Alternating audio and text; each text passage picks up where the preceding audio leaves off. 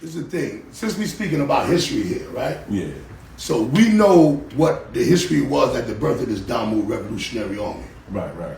And we're supposed to stay on that. We need to remind the people of that too. But we're gonna get back to that. Hey, there's a lot of falsehoods out there. It's a lot of falsehoods, you know what I'm saying? You know, because we're supposed to protect the community. Your hood is that's just the little clique you hang with in the hood. Your hood is your entire community and everybody in it. You're supposed to protect it from whence you came. Absolutely. From whence you came. That's what that was about, to protect our communities from any negative forces, man. And that even ourselves. All right, this is why we got spiritual with it, because the first generation was Muslims, 5%ers, and Christians. Put all that to the side, and it was what we believed in that made all us coalesce and say, even though I'm Muslim, even though I'm 5%er, even though I'm Christian, you know what? We're gonna put that to the side and use the power, that the belief of whatever we worship, and get that revolutionary culture.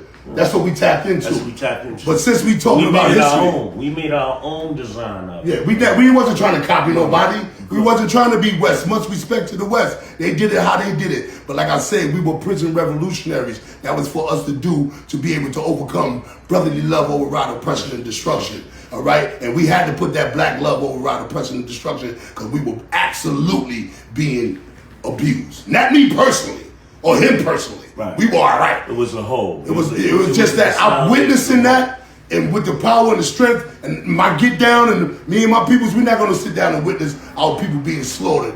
And because at any given time, if we weren't who we were, we would have been slaughtered. So that's why we jumped up, because we want to be the heroes in the story. Yeah, we just had to tap in. Had to.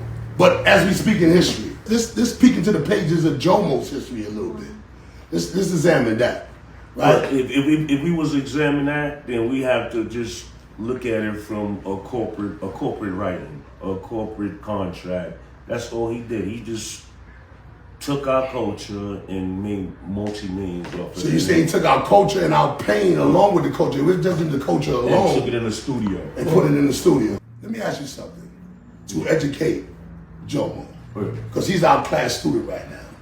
Because it seems like everybody else knows but him. So I got a question that I want to pose. If he was where we were at, right?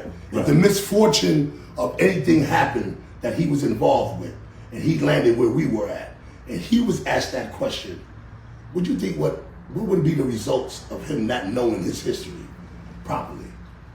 Well, he'd have been instantly disposed of right there. Yeah, right there. We'd have fixed him up right there. Yeah, that would have been nasty. No ifs, ands, or buts. No ifs, ands, or buts.